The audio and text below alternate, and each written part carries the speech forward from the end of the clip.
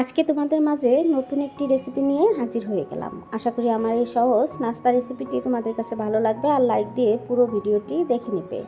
Hello viewers, কেমন আছো সবাই? আশা করি যে যেখান থেকে আমার ভিডিওটি দেখছো সবাই অনেক ভালো আছো। ভিডিওটি কেউ স্কিপ করবে না, তাহলে বুঝতে পারবে না আমি কিভাবে এই মজাদার নাস্তা রেসিপিটি তোমাদের সাথে শেয়ার করেছি। আশা করি পুরো ভিডিওটি জুড়েই সাথে থাকবে আর কমেন্টের মাধ্যমে জানিয়ে দিবে আমার এই সহজ নাস্তা রেসিপিটি তোমাদের কাছে কেমন লেগেছে।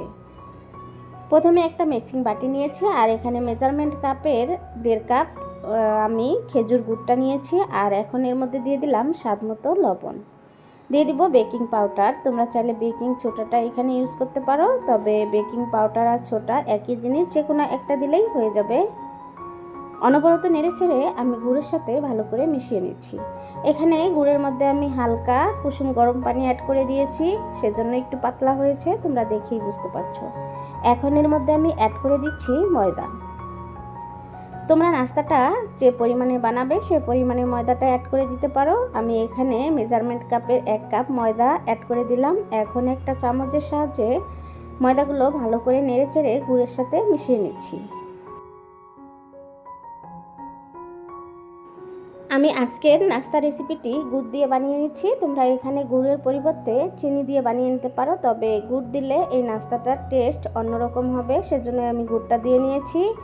আর আমি এর মধ্যে অফ ক্যামেরায় কিছুটা ময়দা অ্যাড করে দিয়েছি। আর এই দেখো সফট একটা ব্যাটার তৈরি করে নিচ্ছি। এটা অবশ্যই একটু ভালো করে নেড়েচেড়ে ব্যাটারটা তৈরি করে নেবে, তাহলে কিন্তু একটা পারফেক্ট ব্যাটার হবে। দেখো আমি কিভাবে করে নিয়েছি, তোমরা দেখেই বুঝতে পারছো। এখন ব্যাটারটা এক সাইডে রেখে দিয়ে চুলায় একটা প্যান বসিয়ে দিয়ে দিলাম পরিমাণ মতো গুড়। এখানে আমরা খেজুর গুড়টা ইউজ করেছি, তুমি চাইলে কিন্তু অন্য যে কোনো গুঁড়ো এখানে দিয়ে নিতে পারো। অনবরত নেড়েচেড়ে গুড়টা ভালো করে গালিয়ে নিচ্ছি। চুলার আঁচটা মিডিয়াম রেখে তারপর গুড়টা ভালো করে গালিয়ে নিয়েছি। আর এখন এর মধ্যে দিয়ে দিলাম নারকেল।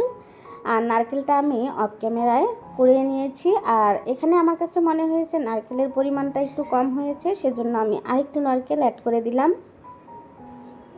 দিয়ে দিলাম সামান্য পরিমাণের লবণ। তোমরা যদি মিষ্টি খাবারের সাথে লবণটা খেতে পছন্দ না করো তাহলে স্কিপ করতে পারো। অনবরত নেড়েচেড়ে আমি এই যে দেখো নারকেলটা সুন্দর করে গুড়ের সাথে মিশিয়ে ভেজে নিচ্ছি। আমার নারকেলটা ভেজে নেওয়া শেষ, অনেকটাই টাইট হয়েছে। আর গুড়ের থেকে যে পানিটা ছেড়ে দিয়েছিল সেটা কিন্তু শুকিয়ে গিয়েছে। আর তোমাদেরকে আমি কাছ থেকে দেখিয়ে দিচ্ছি কতটা পারফেক্টভাবে আমি করে নিয়েছি। এই যে দেখো বন্ধুরা, এখন আমি নামিয়ে নেব। এখন চুলায় একটা প্যান বসিয়ে দিয়েছি। আমি যে ব্যাটারটা করে নিয়েছি সেই ব্যাটারটা এর মধ্যে দিয়ে দিচ্ছি। তোমরা নাস্তাটা যত বড় বানাবে তত বড় করে বানিয়ে নিতে পারো। আমি এই যে এই পরিমাণ ব্যাটার দিয়ে নিয়েছি আর একটা চামচের সাহায্যে ছড়িয়ে দিচ্ছি। এতে করে আমি যে নাস্তাটা বানাবো বা পিঠাটা বানাবো সেটা অনেকটাই জালিযুক্ত হবে। এই যে তোমরা দেখেই বুঝতে পারছো কতটা জালিযুক্ত হয়েছে। অসংখ্য ছিদ্রযুক্ত এই পিঠাটা খেতে যে এত টেস্ট হয়, একবার বানিয়ে না খেলে বুঝতেই পারবে না। আমি এই পিঠাটাই বিভিন্ন ধরনের আমার চ্যানেলে আপলোড করেছি, তোমরা চাইলে আমার চ্যানেলে ভিজিট করে সবগুলো পিঠা রেসিপি দেখে আসতে পারো। আশা করি তোমাদের কাছে ভালো লাগবে। একটা হয়ে গিয়েছে, এখন তুলে নিচ্ছি। একইভাবে আমি কয়েকটি পিঠা বানিয়ে নিচ্ছি।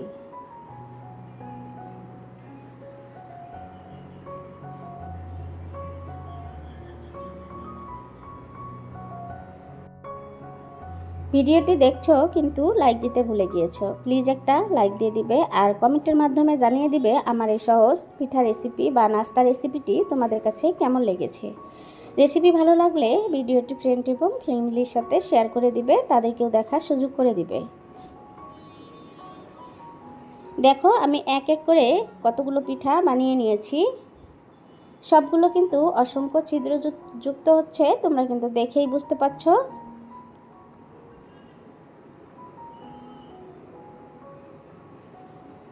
ঘরে থাকা সামান্য কিছু উপকরণ দিয়েই কিন্তু ঝটপট করে বানিয়ে নিতে পারবে এরকম মজাদার পিঠা রেসিপি। একবার খেলে কিন্তু বারবার খেতে মনে চাইবে। আর ছোট বড় সবাই কিন্তু এই পিঠাটা ভীষণ পছন্দ করে। দেখো বন্ধুরা, আমি এক এক করে সবগুলো নামিয়ে নিয়েছি।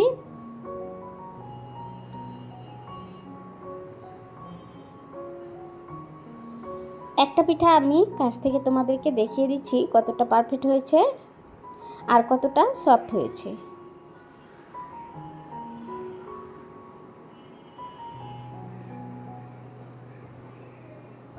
গুড় দিয়ে যদি কখনো এরকম পিঠা বানিয়ে না খেয়ে থাকো তাহলে অবশ্যই একদিন ট্রাই করবে। দেখবে গুড়ের যে একটা সুন্দর ফ্লেভার আসে, এতেই কিন্তু মনটা ভরে যায়, আর এর জন্য কিন্তু পিঠার টেস্টটা অনেক ভালো হয়। আর আমি এখানে একটা পিঠা নিয়েছি, আর এর উপর দিয়ে আমি এখন ওই যে আমি নারকেলের যে একটা পুর করে নিয়েছিলাম সেটা দিয়ে দিচ্ছি। আর কিভাবে করে নিচ্ছি আশা করি তোমরা ভিডিওটি দেখেই বুঝতে পারছো। ভিডিওটি একটু মনোযোগ দিয়ে দেখলেই আমি কিভাবে এই সহজ নাস্তা রেসিপিটি তোমাদের মাঝে শেয়ার করেছি আশা করি তোমরা বুঝতে পারবে, আর তোমরা খুব সহজে বানিয়ে নিতে পারবে। আমার চ্যানেলে যদি নতুন বন্ধু হয়ে থাকো ভালোবেসে আমার চ্যানেলটি সাবস্ক্রাইব করে দিয়ে পাশে থাকা বেল আইকনটি অন করে দিবে। আর যারা অলরেডি সাবস্ক্রাইব করে দিয়েছো তাদেরকে অসংখ্য ধন্যবাদ। দেখো আমি একটা বয়মের মুখা নিয়েছি, আর সেটা দিয়ে এভাবে গোল করে কেটে নিলাম। তোমরা যে কোনো কিছু দিয়ে গোল করে কেটে নিতে পারো। আর এই যে দেখো কতটা পারফেক্ট হয়েছে।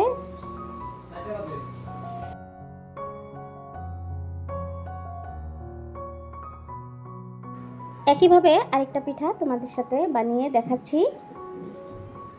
তোমরা চাইলে ছোট বা বড় করে কেটে নিতে পারো।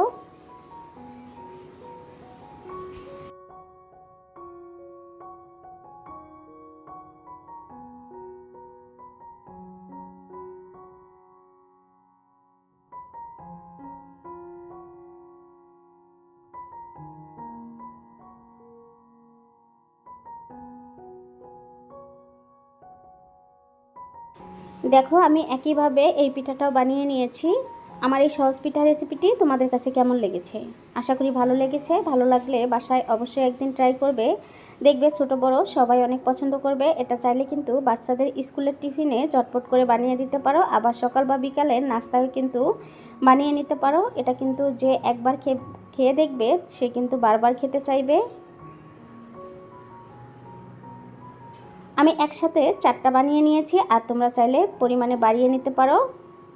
এটা কিন্তু অবশ্যই একটু বাড়িয়ে বানাবে, দেখবে এটা একটা খেলে মন ভরবে না, আরেকটা খেতে মন চাইবে। এই যে মাঝখানে কেটে দেখাচ্ছি তোমাদেরকে ভিতরটা কেমন হয়েছে।